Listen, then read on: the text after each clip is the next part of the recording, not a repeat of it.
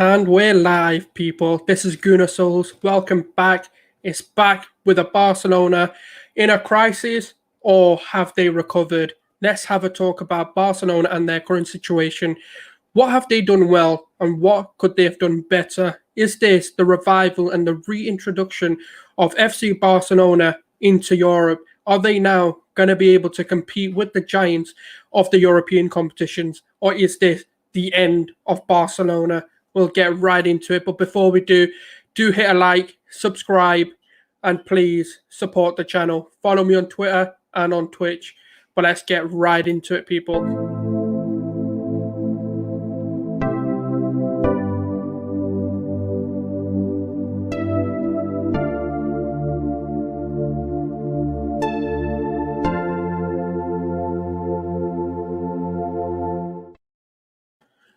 Welcome back. Obviously, we're going to be talking about Barcelona and their tragic story with the financial situation that's going on over there. Is it a fault of their own, or is it something that they've put themselves in? Obviously, we've seen some madness in the transfer window, where we've seen Lionel Messi's departure of Barcelona to PSG. We've even seen him make his debut. Now, it was a strange look. It really was, to see him in a PSG top. One of the weirdest things ever. We just thought it would never happen. Messi is destined to retire at Barcelona, but because of the COVID pandemic and the financial situation they were stuck in, it has meant that they are looking to obviously offload and make a lot of departures before they can make any incomings. They were 120 to 130% on their wage budget, which they needed to bring down to 70%. And even with the departure of Messi, Griezmann, and the likes, it was too much for Barcelona to handle. Obviously, they, up until the last day, they couldn't register Sergio Aguero to the Barcelona team due to the fact that their wage bill was way too high for the La Liga financial, for the compliance of the financial compliance of La Liga. Really, obviously, they had to make. Obviously, they've been taken over by Laporte, and obviously he's now making all the decisions. He's making it come back from a financial state. Obviously, Tebas, the La Liga president, made an initiative or a sponsorship deal to keep Messi in La Liga, but obviously that fell through, and that meant Messi had no choice but to depart and make way to PSG. Obviously, with that announcement came two new numbers. Now, this could be a signing in themselves. Ousmane Dembele being given the number 7 shirt, and Ansu Fati, the golden boy, the European golden boy, being given that prestigious number by Lionel Messi, the heir of his throne. Ansu Fati received the number 10 shirt. Now, a lot of people, obviously, as Arsenal fans, we had our own number 10 as well in ESR. A lot of people are questioning whether that's going to make him worse, because obviously, is he going to be as committed or motivated, or is the pressure going to crumble him? This is the same questions being asked by Barcelona fans, whether Ansu Fati will cave in the pressure of being the new number 10, because that number 10 is legendary at Barcelona. There are so many iconic players who we've grown up to watch that have worn that shirt. The reputation, the pressure on your shoulders to drive that club back to where it needs to be, without the GOAT, without Lionel Messi, without the talisman there. Can he do it? This is a very young squad with a lot of departures, but let's get right into what happened in the transfer window and how that could be the reason why FC Barcelona are saved. But let me just share my screen so you guys can get an idea of the departures and kind of how their transfer window in general went. So obviously, as we can see, this window, 11 incomes and 12 departures. Obviously, with an income of, they made a profit of £44 million, which is what they needed to do. At the end of the day, they didn't have money. They were in debt to upwards of nearly £1 billion. Obviously, sponsorship deals falling through left, right, and centre, with the naming rights of the stadium also dropping during the COVID pandemic, worth nearly €300 million. That was also fell through due to obviously no one coming to stadiums, no one being able to play football. They decided to pull on that deal. Obviously, they made a fee of nearly 57 million, and obviously in expenditures, obviously they had 13 million, making it a total profit of 44 million being made by Barcelona, which is something they needed to do, not only for just transfer funds, but also just for their wage bills. And some of the transfers were just bizarre the way they worked out. Obviously, Emerson Royal being bought in as a right back from Real Betis for £12.6 million. And as we can see, he was departed as well. Made a massive profit on him.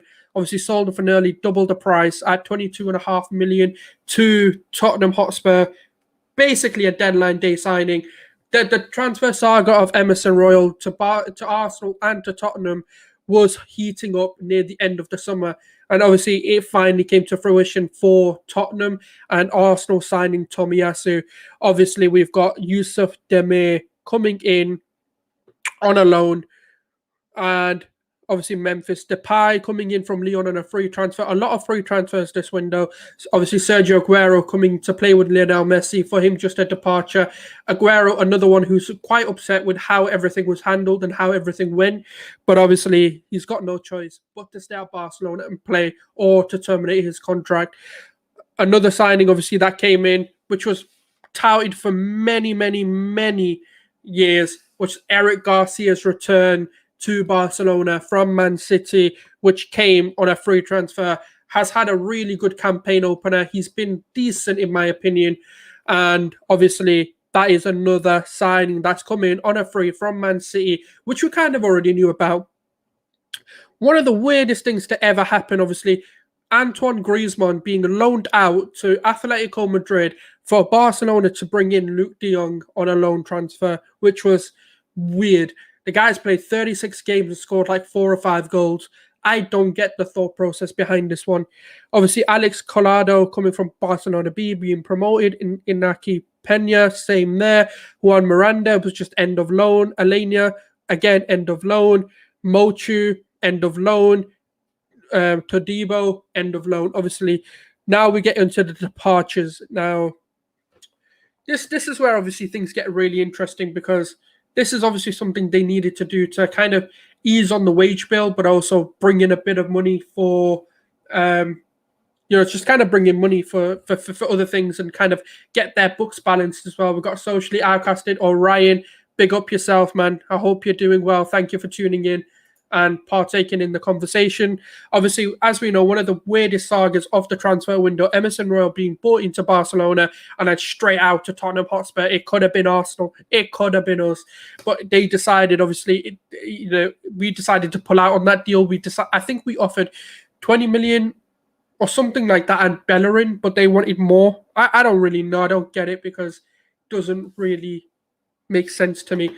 Ryan here asking, what was my thought? I think it's time for him to go. Honestly, I don't rate the signing since he's come in. Obviously, he's been a bit of a weird and a strange one for Barcelona, where he's refusing to leave, really, and he doesn't want to go. Obviously, riddled with injuries. It's a strange one to really talk about, because we've not really seen him in a Barcelona shirt or play significant minutes where we can actually judge him. Since his injury, he's never been the same. Obviously, with kind of, I think a lot of the anger or the animosity comes from, if he goes and many other players follow suit, Lionel Messi could still be a Barcelona player. That's why a lot of people starting to hate on him or turn on him, because they kind of wanted him gone. Barcelona do not need Umtiti. I do think he's dropped in quality, and obviously his injuries have massively impacted that as well. So it's a bit of a weird one. It should have been us, the deal. It was 10 million. Oh, 10 million. Oh, yeah. Sorry. Yeah, they wanted, yeah. Sorry, I got that wrong. Yeah, they gave 10 million and Hecky, yeah. And obviously, it was a bit of a weird one, because they knew they wanted 20-ish million to even talk, and they wanted money, not a player. Even though, obviously, Barcelona were interested in getting Hector Bellerin back at Barcelona into the Nou Camp, but it wasn't going to happen. They needed money at the same time. So it was a bit of a difficult one to get done if we're looking at a trade deal.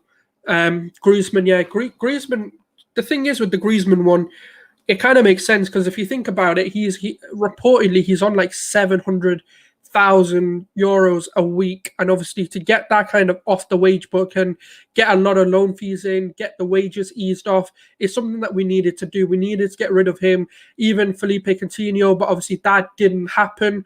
His wages are astronomically high as well, and Barcelona needed to. No, they wanted both 20 million. Yeah. That's what I mean. They wanted 20 million cash, but they didn't really care about the player swap.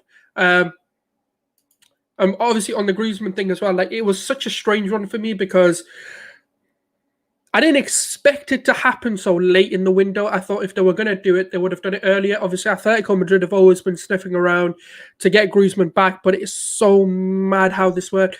Obviously, Griezmann sold him for a fee of about 100 and something million, bought in Luis Suarez, and then won the cup, won the league, and then are now going to buy him back for nearly 40 to 50 million. It is crazy how they've done that. We've got Jarizio here saying, "Bro, can you imagine Arsenal lose to Norwich?" I don't think they will. Personally, I think they've got that in the bag. I will do a preview to the Norwich game later this week, probably Thursday. I think I might do it just closer so we can understand kind of who's got to isolate and what players are available for sure. I can imagine I don't want it to happen, but I want Arteta gone. Yeah, I wouldn't say I want them to lose just so that the agenda of Arteta can go happens. I still want my team to win. I'm not bothered about my agendas being fulfilled and to be honest, it's not for me. I just want to win. I'll join you on the yeah. Do you know what? Drop me a DM and then I'll have a look at kind of when it all suits you, and then we'll get a panel on for that one. I've not had a panel in ages. Honestly, I've not had a panel on in ages. I need to get guests on. I am looking to do that. It's just timing is so random for me right now. But no, we'll definitely get that sorted out. I do want to do a preview for that game, but obviously I'm just waiting because I want to see whether Tomiyasu has to isolate or not. Obviously being involved in the Japan versus China game today, so it'll be a bit of a difficult one there. No, definitely. I'll get you on for that one. Bro, can I be on your panel as well? I'll have to see, obviously. I'll see when I can do it, when everyone's available. And I might just do a little bit of a call-in just to get people's thoughts and predictions on that. Yeah, that's the issue. It's the same with, I think, the... it's like, I know the whole saga that happened in, obviously, the Brazil and Argentina game, but even Emi Martinez, if he returned, had to isolate. Which is kind of a bummer, man. FPL is completely screwed because I'm not sure who to put in now because half the players are gone. So it's a bit annoying. Saul alone before this, but you guys don't want him. I wouldn't say we didn't want him. It's just more, would it happen when Chelsea are in for him, Liverpool were in for him? There was talks that United are in for him as well. So it would have been very difficult to get done. So it's one of those where he had bigger clubs after him, and because it's a loan move, you can't even offer him more money. It's about what are you going to offer him, and obviously if obviously Atletico put an obligation to buy in there, an option to buy, then it's going to be even more difficult to kind of get them in.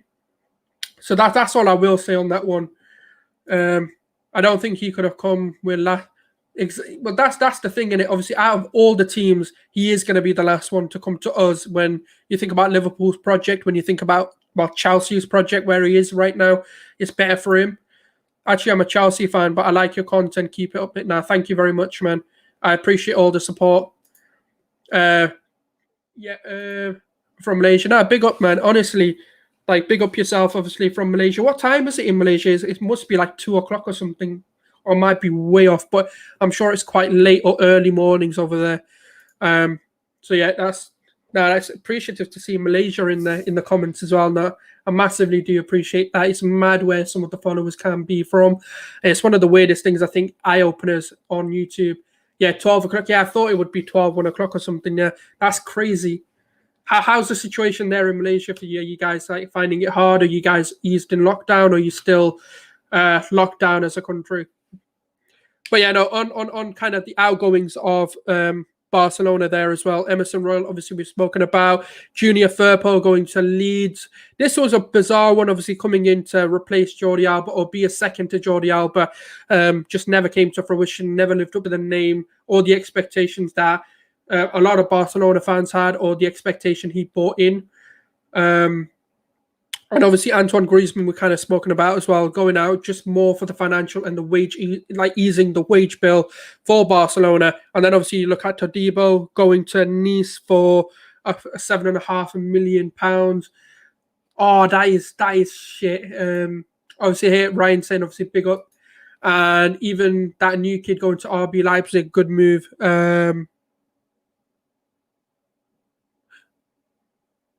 Which player again? Sorry, my mind's gone completely blank on that. Yeah, Malaysia is still in lockdown because yeah, it's crazy, man. It's still an ongoing situation even 2 years after. It's quite mad what's going on in the world today.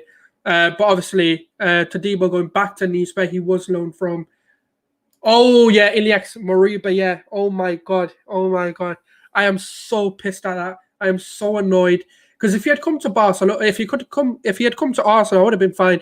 But I think the only saving grace for me is, yeah, it's Ilyas Moriba. But yeah, no, that's fine. I know who you're talking about. My mind just went blank for a second. I don't know why. But yeah, no, I was looking forward to seeing him at Arsenal, really. I think, what was it, £10 million or something like that, or 15 at most. Would have been a brilliant signing for us to have a box-to-box or a number 8. Just to kind of change our play. It would have been a brilliant kind of a war style player coming in if we weren't willing to kind of, let's say even splashing the cash, because they're not that much difference in price. But the prospect of Moriba for me in a double pivot as well, in a game that you need to go and win, would have been banging to bring him off the bench. Just hope and pray that everyone yeah, man, honestly, my prayers go out to you. Hope it does get better. Yeah, you're just wrong about the spelling, but it's all good. Yeah, me too, bro. I hope your family's yeah, honestly. I hope it does get better. I know a lot of the countries that are struggling are obviously of an economical standpoint, they are a lot lower than, like, in terms of England and America. We've been pretty lucky in Europe that we've overcome it quite quickly and we're kind of getting out of it, but there are still rumors of lockdowns happening. Obviously, vaccines and everything are out there. Look, whether you believe in them or not, I couldn't care less. You know, you do it or you don't do it. But just stay safe and just keep yourself safe. At the end of the day, that's all anyone can ask for. But obviously, Carlos Alenia going out to Getafe, being sold, obviously not lived up to the expectation of from the La Masia days. So it is a bit of a difficult one there. Bro, is Klasnak going on loan? Because I'm so confused. Before they said Klasnak is leaving, but suddenly he started against City.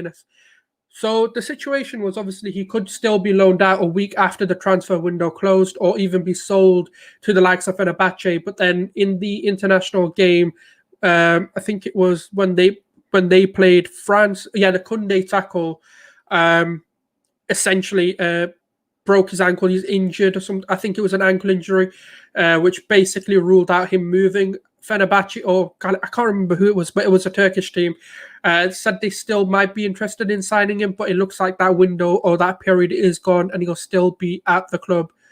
So where does Barca team finishing higher or lower than Real? Oh, do you know, because of Depay, I'd say higher, because he's been ripping the league. He's been a phenomenal player, and has really taken on the reins of, you know, the Messi absent and someone stepping up into that role. So it's an interesting one, but I do think they might finish higher just because I think with the return of Ansu Fati, hopefully he comes back and rips the league again. And then when it comes to obviously Ousmane Dembele, we'll see how he's basically like Tierney. He'll come back, play like 5-6 games, and then get injured again, and it's just so annoying. It's so annoying. But no, I think with the players that we've got, with the depth that we've also created, obviously Real Madrid getting some good inclusions in. Obviously, Camavinga being the main one coming in for them is massive for them, because they had an aging midfield who couldn't really compete. When you look at Federico Valverde and when you look at Camavinga in that middle, against teams that do press a lot and are a lot more intense, because they're a lot younger and fitter than the likes of Modric and Cruz and a bit more mobile than them too. It could bode well for them, especially with the way they attack. They need a dynamic midfield. So it's going to be a difficult one. I think it'll be tight, but I'm going to back Barcelona to finish just higher than them. But it will be very, very close. But I think Atletico may retain the league just because they look a lot stronger than a lot of people give them. Obviously, with Rodrigo de Paul coming in, Antoine Griezmann coming in, and then when you look at the fact they've maintained with, like, they managed to keep a hold of João Felix, that might be a step too far. But don't be surprised if Barcelona go win the league, because that's probably going to be their clear objective. They're probably not going to go for the Champions League and try and get an early exit if possible. Thanks, brother. Yeah, no worries, man. No, it doesn't seem like it's a Turkish league transfer window is closed. Yeah, that's what I meant. Like, once the English one shows, you've got at least a week or so to make that departure or something like that. Fenerbahce and Kola won't take a wage cut, so pulled. Oh yeah, and as well as the injury as well on top. I think Atletico retain. I kind of think that too, even though I don't want to back that. Actually, it's a must-win game for Arsenal against Norwich, because if you guys lose to Norwich, you guys. We won't get relegated, man. Come on. I know it's a running joke, but it won't happen. Suarez is going to step it up again. He is. Do you know what, man? He is like, bar those stupid, like, buying incidents. He is a model footballer in terms of just on the pitch. What he does, he is crazy good, man. He is phenomenal for his age. He still has every attribute to keep going. So it's phenomenal to see him. And I was upset, even though he had a weird last season with Barcelona. But it was an upsetting one, especially to go to Atletico. That was a dagger in the heart. Because if Arsenal lose to Norwich, your next two games are Burnley and Spurs, and both teams have already strengthened. Yeah, I get where you're coming from. I think, obviously, we need that mentality to kind of be positive about things as well. Now, we know Arteta deserves to be sacked. If he loses, he's got to go. Honestly, there's no reason to keep him. RJ, I hope you're doing well, bro. Keep you're smashing the YouTube thing. Obviously, if you guys are into your gaming or watching gaming content, make sure you check out Robotic Jaguar on his YouTube channel, and obviously give him a subscribe, and obviously go share some love, people. But yeah, obviously, when we look at Fernandez, for example, as well, another youngster going. The one that I really, really can't wait to see, and obviously had a good game against United, bar the final product, was Trincao to Wolves on a loan move. This guy's got a brilliant future ahead of him, and I can't wait to see if he can realise that potential in the Premier League, coming back to Barcelona and realise that potential for him. But the one that I want to talk about, the one that broke my heart, was Lionel Messi to PSG on a free transfer. Can you believe it? Can you believe Lionel Messi and Cristiano Ronaldo have moved in the same window? Burnley is always tough for us. I don't know why, but I think at Turf Moor as well, every club goes there and struggles. Barca are in the mud. Less. Do you know what the funny thing is? Messi wanted to stay. Obviously, he was trying to hold out for as long as he could, until there was a definitive no that he is no longer able to stay due to the wage bill. He was willing to cut his salary to half, which is, I think there's a legislation you can only cut your salary by half or something like that. It's a bit of a weird one. It's one of the craziest windows. Honestly, this window's going down in history as a bizarre window. Trincao's done unreal for Wolves. He said for a better. Trincao, honestly, like I expected him to do big things. I just didn't expect that to be the case. For him to rip United apart. If they could just finish, man, honestly, that would have been a brilliant game for him, and he could have made his announcement without a shadow of a doubt. All the big players have take. Basically all of them, yeah. Obviously, Mbappe. Do you know what would have been mad, though, if Mbappe also made his move? That would have been... Umtiti didn't take a pay cut as well as like Griezmann, 100%. And that's why a lot of fans were pissed off, because I think they didn't realise the severity of the situation. It wouldn't take just Umtiti and Griezmann to cut their wages to keep Lionel Messi, but that's why there are a lot of the fan base are pissed. If they took a pay cut, Messi might have been here. but that wasn't the case. Even if Messi was free, he couldn't sign because of just a sheer volume. Like, it is a major crisis in terms of that wage bill. Players, like multiple players on like 500 plus thousand a week, wasn't going to happen until you get rid of most to all of them. Obviously, the only big wage player right now is Felipe Coutinho on the wage bill. But obviously, what I do want to talk about is, and get your guys' opinions on this as well. What do you guys think with Ansu Fati receiving the number 10 shirt and Memphis Ousmane Dembele receiving the number 7? Obviously, Dembele coming from Dortmund for a fee of 130 million with 20 million add-ons, or some report 120 million upfront with 30 million worth of add-ons. Has that signing lived up to the expectation? Can we see it being a good signing in the future? Because for me right now, I don't see anything. I'm not seeing where that value's come from or whether he can live up to that expectation. Yeah, honestly, loads of people have, because he was obviously at Bayern Munich and then obviously moved from Bayern Munich. Obviously won the Champions League, scored against Barcelona, and then comes back and is not featured. I really don't understand. If you've got a player of that magnitude, just play him. There's no point of not playing a player that's that good. But obviously Barcelona have opted not to play someone like him, which is perfectly fine. They can do that. They can build their own grave on that one. Because he can. The thing is, he's not a done player, in my opinion. I think there's still a lot more to offer from himself. Obviously, what I am going to do is I'm going to wrap it up in a bit. So obviously, if you guys have got your questions or anything that you'd like to ask, or Arsenal-related Barcelona, or just in football in general, just ask them whilst I just talk about kind of what to expect in the coming weeks. I am looking to do, obviously, a Norwich and Barcelona, a Norwich and an Arsenal, preview. I'll try and get a panel for that and see kind of what suits everyone. We'll talk about predicted lineups. We'll talk about all the team news. We'll talk about different little things that we can do and understand kind of where Arteta can go from this. And obviously, we'll get different people's opinions depending on time and when I do it. I'll try and do a bit of a call-in and allow people to come in and have their say. If obviously there's enough people watching, or if anyone wants to jump on and have their say about Arteta, about Arsenal, or about their own football clubs, and we can have a little bit of a discussion. And then obviously prior to the game, it'll be more than likely on a Sunday. I'll do a match reaction and just kind of reacting to the game. I am busy on Saturday, so it won't be happening on a Saturday. So I will come back and do that. Obviously, the Barcelona-Sevilla game, for example, has been postponed. So I'm just going to go and have a look at when that's been postponed to, and do a few content on that as well. But obviously, if you guys do enjoy the channel, do enjoy everything that happens on here, get your questions in firstly. If you guys have got anything to ask, do subscribe if you're new, and obviously leave a like on the video. It does massively help the YouTube algorithm. And obviously, just to help out, let's see. Opinions on Ronaldo to United. This was a crazy saga. Obviously being Man City first, being a ploy just to get United in the conversation. Obviously, that was always his destined move. City obviously pulling out of the deal, as they say.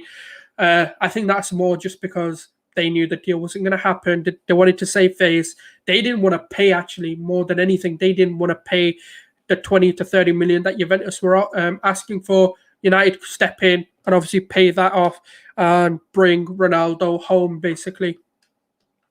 Now, what do I think he'll do? It's a tough one, really, because I think he'll do phenomenal things for you guys. Because for United, for me, you're missing two key components to your team. An out-and-out goal-scoring striker who's going to get you 20 to 30 goals a season, which is what Ronaldo will definitely, should get you. And then you're missing a DM, in my opinion. They were the two key positions that you needed to fill. Obviously, you filled one of them, which is a striker and a right wing. But obviously, you got Sancho in, you got Varane in, and then obviously you brought Ronaldo in. So the only real position you're keenly missing right now is a DM. Obviously, Mason Greenwood being on the right has massively helped him. So I do think there is a spot for Ronaldo and Greenwood to both play. So that's how I see it. Do I think obviously Ronaldo will live up to the name?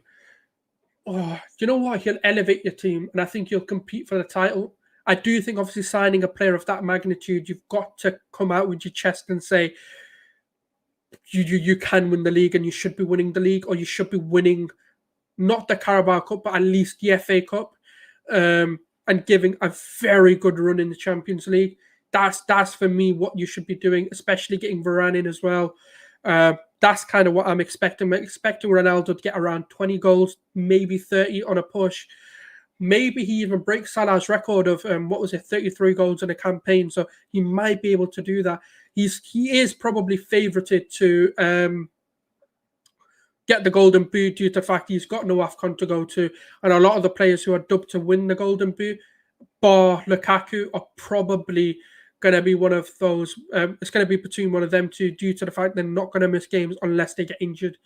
I reckon Cristiano will hamper United as he did Juventus. Do you reckon? I just don't think he suited Juventus personally. I don't think it was him hampering them. It's just their way of playing isn't really suited to a Ronaldo.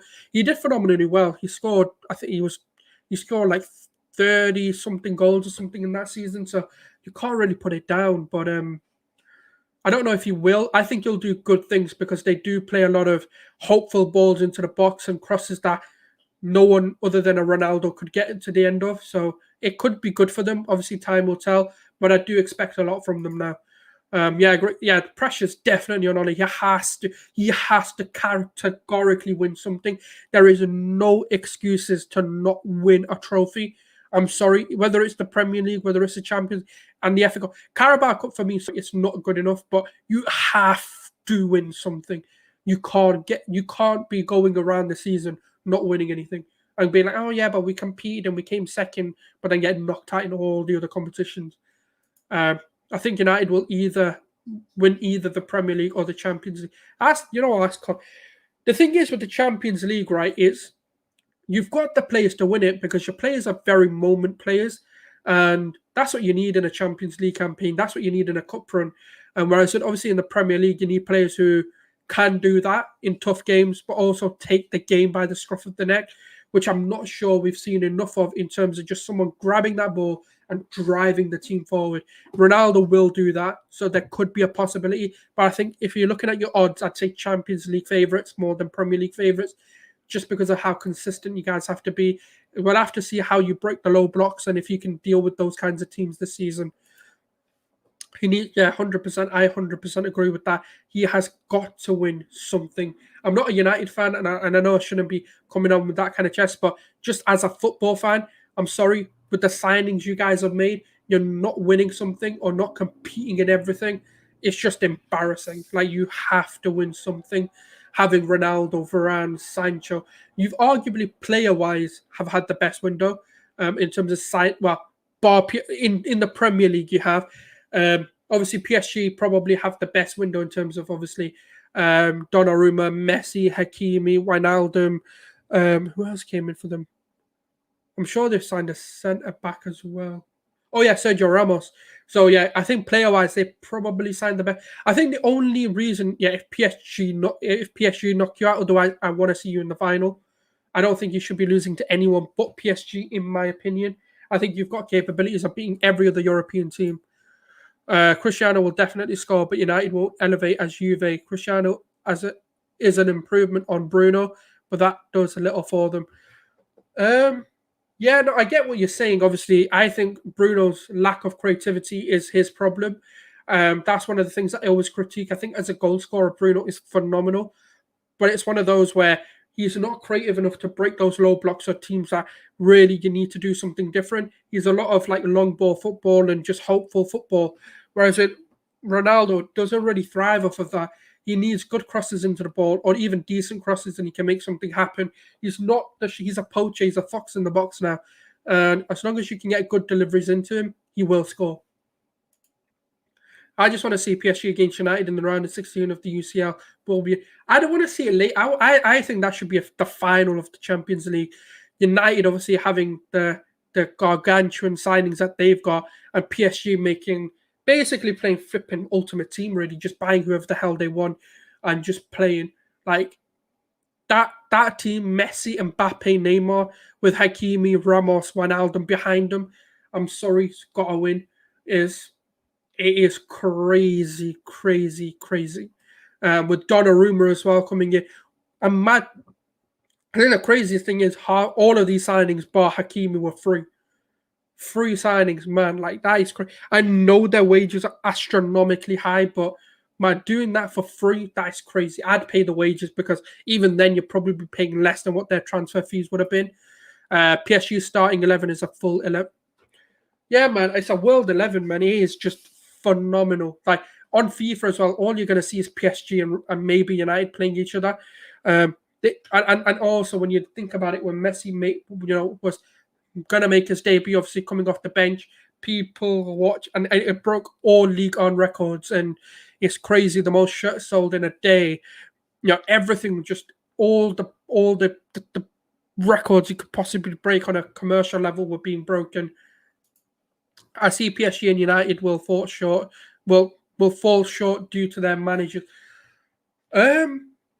Yeah, I think this is going to be the biggest test on Pochettino and his legacy, because obviously when you look at it, that's the one critique against him is he can't win.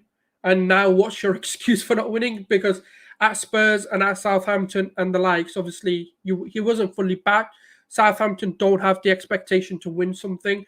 Spurs didn't back him enough to win something. And then obviously when you look at what was I going to say? Sorry. When you look at PSG, for example, he should be winning. And obviously to lose the league, to lose the Cup of France or whatever it's like, the France Cup thing, to win the, like, he's not won anything with that team. Even before this transfer window, to lose the league to Nice, was it? Oh no, sorry. Who was it? Lille? Sorry, Lille. To lose the league to Lille after so long, I'm sorry, man. This guy is the biggest fraud of a manager I've ever come across. I'm sorry. This guy can't win shit, and he has now. I don't know. I don't know what excuses he's got. I don't know what the Poch lovers will say now to back him. He has to win something. You've got one of the best players of all time. You've got one of the most exciting right backs. One of the best defenders of our time and a captain in Ramos. You've got one of the most exciting and up and coming, and arguably one of the best goalkeepers in the world at the moment. Obviously, Wijnaldum's the only signing where you can say, okay, you know what, he was a decent signing or a good signing, but you have to win with the signings you made. Imagine PSG have all stars but can't win the Champions League because of. Yeah, this is what I mean though. Like, I think Messi is humble enough to help him and to get that team wanting to win something. I think the signing of Messi and the character of Messi might be what Pochettino needed, just to help them bond and be like, look, we need to go and win something. And Messi being that voice in the dressing room, obviously being, I'm not going to say humble because you have to have an arrogance to be really good, but just being at the level that he is, it's obviously one of those where Messi might be the reason why Poch might earn respect from the players. Ole and Pochettino does not win. That's the thing, man. It's so strange. Like, I think both of them don't have an excuse this season but to win. Otherwise, I deem their seasons to be a failure. Yes, they can come second. Yes, they could have made amount of a challenge in the Champions League or in the FA Cup, but not to win any of them. Look, Ole's gone to semi-finals and flopped them. That's the problem. He just can't get over the bounds of a semi-final or getting to a final then losing. For example, against like Villarreal, getting knocked out in the FA Cup in the semi-finals in his first season. Then last season he was knocked out in the quarter-finals, I think it was. But it was quite earlier on. They didn't even get to the semi-finals to be able to get there. And then obviously in the Europa League, getting beat by Villarreal. Previously to that, I think it was Sevilla in the semi-finals, or was it? It was a Spanish team that knocked him out in the semi-finals the year before, and it's crazy. Like, he can't. He's got no excuses. Pochettino cannot not win the league. He has to win it. And then when you look at kind of their sort of domestic trophies, they've got to win it. Man, I'm sorry. Like, it'll be embarrassing if they don't. I can't. But you go down as one of the worst managers if you can't win something with these. Is another 8-0 for Bayern against Barcelona because Messi already left, and they don't have players to carry them. Even, do you know what though? I'll be honest, right? Griezmann has been carrying them in terms of just on another level. Obviously, we need to see that against bigger oppositions, against when the chips are really down, whether he can carry on doing that. but he's been a phenomenal replacement in terms of someone who can drive this team forward. So I don't know. Obviously, we'll find out how Ansu Fati and Dembele come back from their injuries, respectively, and whether they can hit the ground running, whether the likes of how Luke de Jong does. Because sometimes, you know what, you come to a new club and you start firing. You just don't know it sometimes. Pedri's yet to come back into that midfield. Obviously, de Jong has been having a phenomenal time. Busquets seems to be getting back to the level that he's used to. So there are positives. I'm not going to sit there and say another 8-0 because I think it could be competitive just because there's no sort of, oh, I don't want to be here. I don't want to play for Barcelona, or I don't know what my future holds. Because obviously, don't forget with the 8-0 or even the 8-2, and obviously previously to that, it was a 7-0. I just don't think they'll happen because there's a bit more stability. There's a bit more direction from the club. So it'd be a bit difficult to say that that's definitely going to be the case. But I get where you're coming from, though, because they don't have a level of player like that. But I don't rate Griezmann that highly anyway, so I don't think he was going to do anything. But yeah, guys, I am going to kind of wrap it up there, unless you guys have got any other questions. I am going to be back this week for the preview against Norwich. And obviously, if you guys have got any other video content ideas that you guys want to see, FIFA is being released in about 20 days.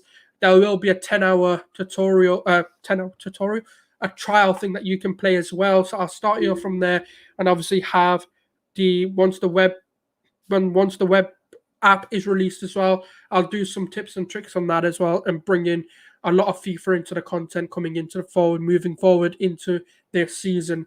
Obviously, what I need you guys to do, there is a creator club on FIFA, not a pro club, but it's like a career mode thing where you can create your own club and bring them to glory days. I have color schemes. I want to know names. I want to incorporate you guys into that series, and I want it to be kind of fan driven. I want it to be follower driven, subscriber driven, and I want you guys to be involved as well. And yeah, I'll definitely try my best to get a call-in show or a show that I can allow subscribers to call into. It's just obviously right now, because of timing and everything with work and everything else that's going on, it's a little bit difficult because I do want to give you guys a proper opportunity to speak, not just get you on and kind of dip. But obviously, I am going to bring a lot of FIFA series where I'm going to incorporate a lot of you guys. Might even do co-ops with subscribers and with different YouTubers, and collaborate with different content creators around the scene. So obviously, what I need you guys is a club name and a color scheme, and we'll kick it off from there. And obviously, once FIFA is released, we'll be bringing those content ideas to the table.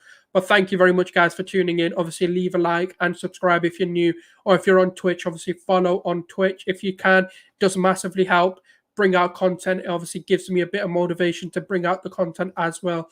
If you guys are watching a replay, comment down below how you think Barcelona are going to do, and obviously leave your prediction for the Arsenal versus Norwich. Head over to at Gunasols on Twitter. Link is in the description, and give a follow there. Stay safe. Take care. This is Gunasols signing out.